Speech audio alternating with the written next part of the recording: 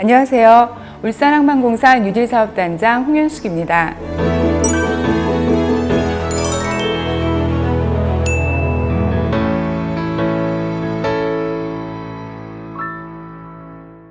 제가 대학을 다니던 80년대 중후반은 86 아시안게임과 88 올림픽을 치르면서 스포츠와 IT의 융합으로 대한민국이 현재의 인터넷 강국, IT 강국으로 설 수 있는 기반이 마련되었던 시기였습니다.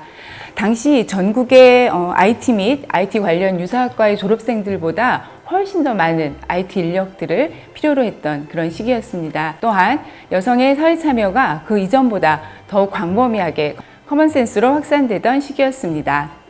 이런 두 가지 상황, 즉 결혼, 출산, 육아와 평생 직업을 실현할 수 있는 분야가 어디일까 고민하던 당시 저는 새롭게 신사업으로 대한민국에 정착하고 있던 IT 분야가 그 분야라고 판단을 하고 이런 개인적인 희망과 사회 경제적 니즈가 합쳐져서 현재의 제가 있는 것 같습니다. 얼마 전 히트했던 드라마 25, 21에서 주인공 희도하고 유리미가 서로 채팅했던 프로그램 기억하십니까? 소프트웨어 엔지니어로서 개발한 제 첫 프로그램이 PC통신 채팅 어플리케이션이었습니다. 당시에는 에뮬레이터라고 하는 것으로 PC통신에 전화선으로 모뎀을 통해서 연결을 해서 로그인하고 채팅하고 게시판, 메일 이런 프로그램들을 화려하지 않지만 그리고 속도도 많이 느리지만 텍스트 중심의 아주 중요한 커뮤니티 프로그램들이었습니다.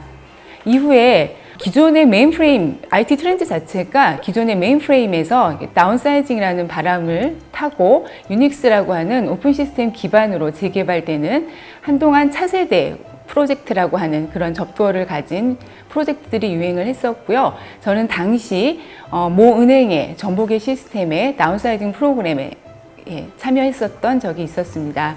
IoT 혁신센터는 이러한 ICT의 기술 역량과 경험이 기회가 되어서 사물과의 통신을 새로운 비즈니스 창출을 시도하는 스타트업과 중소기업들을 위해서 과학기술 정보통신부의 정책들을 지원하는 사업을 추진한 곳이었습니다. 소프트플렉스는 제가 창업을 하고 개발 상품화를 진행했던 개인 법인이었습니다. 향후에 제가 다시 돌아가서 크게 성장시켜야 할 제 궁극의 목표이기도 합니다. 제가 근무하고 있는 울산항만공사에 대해서 말씀을 드려야 될 것 같습니다. 울산항만공사는 울산항을 이용하는 수출입 선박을 위한 항만 건설, 유지보수, 항만 서비스 운영, 그리고 항만의 안전과 환경을 책임지는 해양수산부 산하의 공공기관입니다. 제가 담당하는 조직은 울산항의 디지털 항만화, 그리고 에코 항만화를 달성하기 위해서 복무하고 있습니다. 울산항만의 디지털화는 항만 서비스의 전 영역에 ICT 기술을 접목하여 기존 항만이 스마트 항만으로 발전하는 데 기여하고자 하는 그러한 업무를 수행하는 것이고, 제가 담당하는 조직은 울산항의 스마트 항만화, 에코 항만화를 위해서 사업을 수행합니다. 스마트 항만은 한마디로 정리하자면 디지털라이제이션입니다. 예를 들어 선박이 항구에 부두로 입항할 때 현재는 선박에서 입항하겠습니다. 허가해 주세요 라고 전화를 하면 관제센터에서 들어오셔도 됩니다. 또는 입항 사전 신고가 되어 있지 않아 입항 불가입니다. 이런 식으로 업무가 진행되고 있습니다. 그런데 향후에 자율운행 선박이 보편화되고 항만 서비스의 많은 프로세스들이 ICT화되면 항구에 들어오는 선박을 미리 알아서 이 선박이 사전 절차를 준수했는지 확인하여 그 결과에 따라 사인을 주게 되고, 선박이 부두에 접안할 때도 부두도 자동으로 할당하고 선박의 업무 효율성을 개선해서 전체 물류산업의 혁신을 이루게 되는 그러한 사업입니다. 그리고 탄소 중립을 위한 에코 분야도 탄소 배출량, 탄소에 의한 대기질 변화 추세 등 모든 측정 장비와 데이터 분석에 ICT 기술을 배제하고는 업무가 수행될 수 없는 것이 현실입니다. 예를 들어 저희 공사에서는 직영시설 탄소 배출 목표를 수립하고 관리하고 있는데, 신재생 에너지 도입을 통한 화석 에너지 사용 감소, 발전소 등 대체 에너지원을 개발하고 있습니다. 또한 산소 영향도를 분석하기 위해서 다양한 ICT 기술들을 수반하여 현재 탄소 영향도를 분석하기 위해서 ICT 기술을 활용하여 개발을 진행하고 있습니다. 제가 오랫동안 민간 기업에 근무해서인지 기업은 목표가 단순 명확해서 오히려 업무 추진이든 의사결정이든 명료하다고 생각이 듭니다. 반면에 공공은 고객 범위가 광범위하고 공공성과 효율성이라는 어떤 측면에서는 상반되는 목표를 균형 있게 실행해야 되는 영역입니다. 공공기관이라고 해서 기업과 다른 특별한 역량이 요구되는지는 잘 모르겠습니다. 다만 민간 기업에서도 중요하지만 제가 특히 공공에서 더욱 중요하게 생각되는 역량이 몇 가지 생각나는데, 첫 번째는 비즈니스 통찰력, 두 번째는 협업, 협력, 협동, 세 번째는 전문 역량입니다.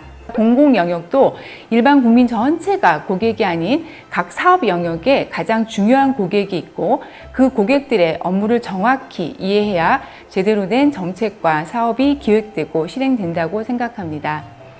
협력, 협동, 협업은 말 그대로 혼자 할 수 있는 일이 없는 것이 현대 시대의 특징인데, 공공 분야는 더욱 그렇습니다. 세 번째, 전문 역량은 IT 관련 직무가 아니더라도 이제는 ICT 자체가 일반적인 기술 셋이 되었습니다. 그렇기 때문에 사용자, 이용자로서만이 아니라 기획자로서 업무 수행을 하기 위해서는 ICT 기술 트렌드나 변화 방향에 대한 주시가 반드시 공공 영역에서도 필요하다고 생각합니다.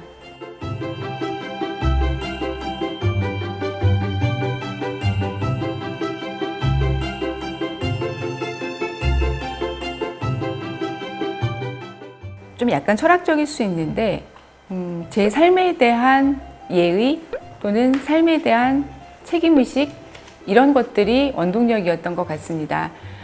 저와 함께 하는 가족 또는 형제, 부모, 그리고 친구들 또는 조직의 선후배들, 이런 분들께 뭔가 폐가 되지 않고 잘 살아가는 모습을 보여드리는 것, 이런 것들이 저에게는 상당히 중요했던 요소이고, 제가 선배들의 뒷모습을 보고 따라가듯이 제 뒷모습을 보고 따라오는 후배들이 있다면 그 후배들한테 부끄럽지 않고 보다 좀 넉넉하게 사는 그러한 선배의 모습을 보이고 싶었다. 이런 것이 아마 소박하지만 제가 계속 일을 할 수 있었던 그런 원동력이었던 것 같습니다. 두 가지 말씀드리고 싶습니다.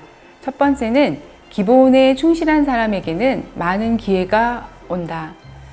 여러분이 지금 학업의 현장에 있으시던, 연구실에 있으시던, 또는 기업에서 업무를 수행하시든 현재 여러분의 자리에서 제대로 해내는 것이 중요하다고 생각됩니다.